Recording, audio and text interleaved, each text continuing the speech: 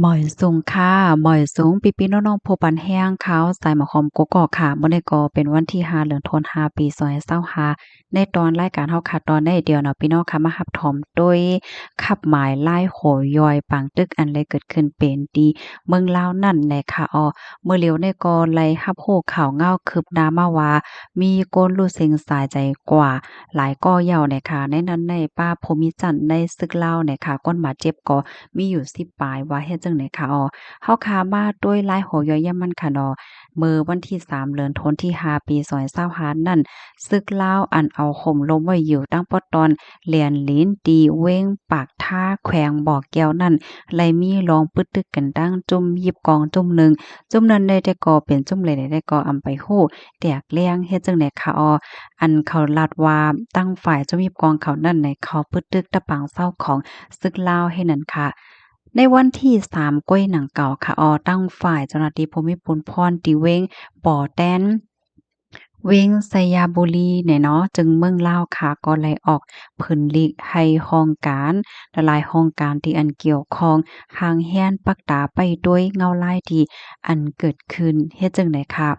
ในค่ำคืนวันที่3เดือนธันวาปี2025นั่นค่ะก็มีเคียบหางอันเป็นก้ากับเลขกว่าสว่าเจ้าไหนมีลองตรงหนึ่งตีในปืนตีเจ้านั่นเฮ็ดไหนค่ะถึงมาวันที่4เดือนธันวาปี2025ค่ะก็ไหลครบทบหันมีคางเหมือนจังหนังว่าซึกอันบาดเจ็บนั่นถูกส่งตัวกว่าดีโรงยาจังไหนค่ะในวันที่4ก้วยหนังเก่าค่ะก็มีเฮลิคอปเตอร์ค่ะเนาะก็ต่อต่างซึกว่าสวเจ้าในายเคิงใจโคตือกัวสำเสียนเปิงค่ะเนาะเข้ากว่าที่ในพื้นที่อันมีลองปึดตึกกันนั่นแหละค่ะก็ไล่หันลองตรงหนึ่งเฮลิคอปเตอร์ในปั่นอยู่หลายปอกหลายกำจังไหนค่ะในวันที่4ก้วยหนังเก่าค่ะไล่หันก้นวานเขา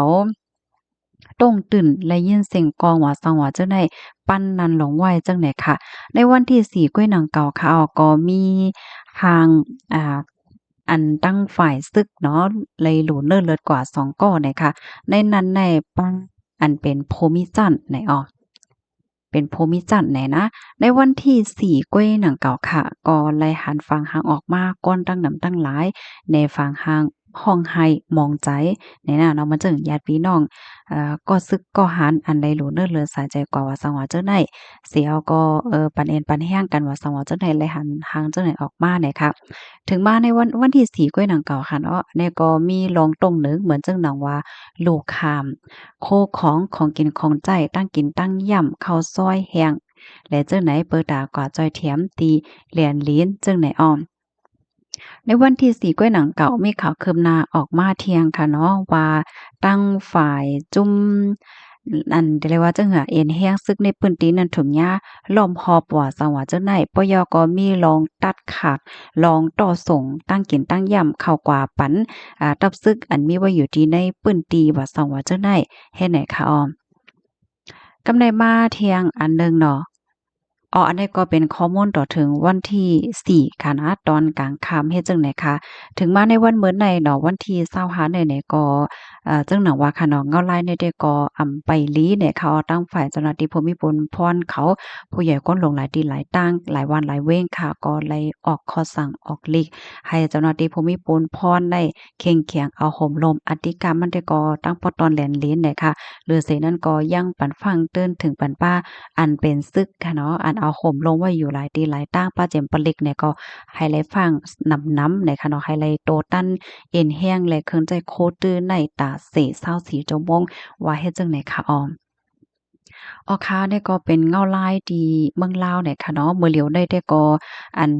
ฝ่ายซึกก็มีลองรูดซิงสายใจหลูเลือเลือดกว่าเหี่ยวก็ก้นบาดเจ็บก็มีตั้งน้ำเฮแลมีข่าวออกมาว่าตั้งฝ่ายซึกลาวเนี่ยก็ยอบไล่อันเป็นฝ่ายจุ้มยิบกองเขานั่น2ก่อเนี่ยค่ะว่านะเปิ้นแพ้ในเป็นห้างอันใดค่ะก้อยกะว่า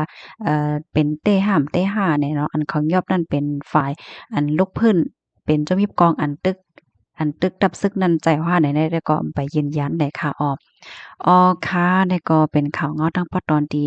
ลาวเนี่ยเนาะยก็มื้อในก็ขนาดมีข่าวเงาออกมาเที่ยงค่ะเนาะของการข่าวบางอันก็เตรียมว่าจุ่มยิบกองอันมาตึกตั้งซึกลาวปอกกับแน่ๆแล้วเป็นจุ่มต่อยาเนี่ยว่านะบางสื่อเพิ่นก็ออกมาแล้วจังไหนอยู่ให้ไหนเนาะก้อยกาเงาลายที่สือเป็นฮือเป็นฮากว่าเที่ยงแหละจังไหนเฮาค่ะก็ไปด้วยกว่าเที่ยงมื้อเลียวก็ตั้งฝ่ายซึกลาวเขาเนี่ยก็เอาห่มร่มเนาะยอก็แถมเอ็นแห้งจังไหนค่ะเนาะ อันที่เป็นปางตึกนั้นมันซ้ำมีหิมจำแหลนลีในแลตั้งเจ้าหน้าที่ซึกไทยเนี่ยก็แข่งเอาข่มล้มตั้งป้อตอนแหลนเลนเหมือนกันค่ะพ่องย่ามมื้อเหลียวได้เหี่ยวก็อันปันฟังถึงปันก้นเมืองว่าป้ออำลองอย่างนั้นได้ลองตรงเดิมเหมือนจังหนังว่าก็ได้กว่าเนื้อจ้อมฟังมันได้มีน้ำคอมใจค่ะอันที่จับกันนั่นเนี่ยก็ไฮไลท์เงิงเว้ไว้โจกข้าวก่อนในเขาตอนตาพี่น้องใต้เฮาค่ะก็เหมือนกันค่ะเนาะอันอยู่ไว้อยู่ตั้งป้อตอนจังไหนก็ไฮไลท์ฟังอยู่ฟังกินกันกูก็เสก้ามในค่ะ ค่ะข้อมูลอันใดค่ะเลยเปื้อเอียมาตีเพจ Wall Forum ต่างไหว้ว่าหนังไหนค่ะในตอนใดที่ก็มีข่าวเงาหนังในก้อยค่ะเนาะกับในค่ะที่ย้อนมาอ่านตั้งหันถึงพี่น้องเฮาค่ะในค่ะเพราะว่าเฮาค้ามาด้วยมื้อเร็วแน่ค่ะเนาะใครเป็นมากกว่ากำหนึ่งก้อยมื้อเตะมันเมื่อวานเนี่ยค่ะหันข่าวอันใดค่ะก็ว่าเอ๊ะจะอยู่ห้าให้ไหนอะเนาะก็เพราะว่าเฮาก็ต้อนย้ำยินให้บอกว่าที่เมืองลาวมีลองปึดตึกกันจังไหนค่ะเนาะ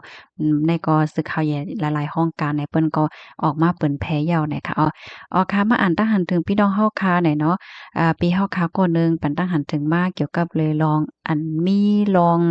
เอาเครื่องอังอิหยังก็เฮ็ดดีกันเหี่ยวก็เอาเครื่องอังกะออกในเพราะเป็นเมืองเฮาได้หาหลายเย้าโยเนาะนี่เนาะนั่นยาวคากำนั้นแลยิงแค้นโดดแลไม้ใจคะเนาะมื้อเหลียวได้ลองหลากหลายเนี่ยก็มันมีเจมีจอดหน้าในคณะกาดมืดอันรับซื้อเครื่องอังกาโตคิงว่าจะไหนเฮ็ดไหนคะ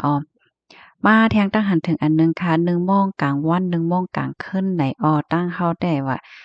กลางไหนได้ก็มี1โมงค่ะตั้งแต่4โมงถึง8โมงห้องกลางไหน ค่ะยินโจมตีเพิ่มเติมข้อมูลมาเนี่ยค่ะเนาะเพราะว่าเป็นนกเมืองแต่บ่เป็นตอนกลางเนี่ยเขาก็เรียกว่า AM ค่ะเนาะเพราะเป็นกลางค่ำก็ PM เฮ็ดจั่งใดค่ะนะบ่เป็นตั้งเมืองไทยซ้ำ1โมงกลางไหนเนี่ยเขาที่ฮ้องว่าตีหนึ่งเฮ็ดใดค่ะนะค่ะเมื่อเหลียวในเจ้าหน้าที่เขาเนี่ยก็เพิ่นก็ลงพื้นที่กลางในเจ้ากำเหลียวเนี่ยเนาะเพศสภาวะในลีโกน่ะเนาะใจยาวค่ะเมื่อเหลียวเพศสภาวะก็ลีโกน่ะอีหังก็ลีโก มื้อเต็มมันได้ก็วนว่าปานมื้อเหลียวได้เรียบได้เป็นกำลีหนาให้แหน่เนาะเอากว่าเอามาในเพศซึกก็แก้มเพศสภาวะก็แก้มเนาะมาแทงค่ะตั้งหันถึงอันหนึ่งปีเฮาค่ะเตรียมมานาการอำหาเฮ็ดซ้ำขายโตกินว่าอ่าอืมอันนี้ก็บันตาหันถึงมาติว่าสาวญาติเนี่ยด้วยข่าวนั้นก็ลิตกใจค่ะเนาะใบเกี่ยวว่ามีนางยิ่งเอค่ะเนาะที่อันก่อเหตุการณ์ขายโตมันก็กว่าขายที่แสงที่ล้านให้แหน่มันก็ขายในออนไลน์จังได๋เนาะในก็อันที่เมืองไทยเนาะพิษปักเปิงหมายมีเนี่ยค่ะนะมันก็วนว่ามันผิดโยให้แหน่เนาะเมื่อกาก่อนป้นมาเฮาก็บ่ยามได้ยินว่าเปิ้นติ่งยอบนะก็ให้กำมื้อเหลียวได้เปิ้นกดท่าให้ไหลเปิ้นติ่งยอบติ๊กๆยาวเนี่ยค่ะค่ะถ่อมกันอยู่ที่ไรตั้งหลายต้องตักมาหลายค่ะเนาะยินโจมตีต้องตักหลายปันแอนปันแห้งมาไหนค่ะเอาใบซุงกังใบซุงค่ะถ่อมค่ะอยู่ตาเสค่ะยินเหรียญส้มค่ะเมื่อได้ก่อมาต้องตักพี่น้องค่ะป้ากลางคำจังไหนนั่นค่ะน่ะเนาะโลเพเมตตาลองผีลองเพชรมื้อเหลียวซื้อข้าวแยกเขาในเปิ้นก็มาลัดป้าค่ะเนาะเกี่ยวกับเลยลองผีลองตั้งยุ่มย้ำว่าสว่าจั่งใดให้ไหนค่ะนะนั่นอย่าว่าย้อนมีศีลธรรมแลรู้ตายกว่าแปดนั่นน่ะว่ามังก็ได้เมื่อเป็นก้นได้ไปไลเฮ็ดสร้างลองตั้งหลีสังไว้เหี่ยก็รู้เสียงกว่าเนี่ยก็ไลเป็นผีเพศเสห้องย้อนเมตตาย้อนตั้งหลีย้อนกู้สู้ ไหลเจ้าไหนเฮ็ดได้น่ะเนาะมันก็เปิ้นก็ว่าเฮ็ดจั่งใดกำนั้นแหละบ่มีตึกตั้งในโลกเฮ็ดสร้างไว้ตั้งหลีดำๆเนี่ยค่ะมาแทงค่ะไม่ทรงตามคำค่ะและใจข่าวหลากหลายค่ะค่ะยินชมค่ะนานาแต่ละวันหลากหลายค่ะเนาะเปิงเป็นดีเมืองลาวในเนี่ยค่ะมันดีกว่าเนี่ยก็โลไหลปักดับไปด้วยสึกฮอดเที่ยงนะคะค่ะยินชมอย่านำถึงไปแล้วค่ะกูก็ที่รับถมปันแห้งค่ะเนาะย้อนให้อยู่เลยกินหวานและรอดเพ่กันกูก็ค่ะหมอยทรงค่ะ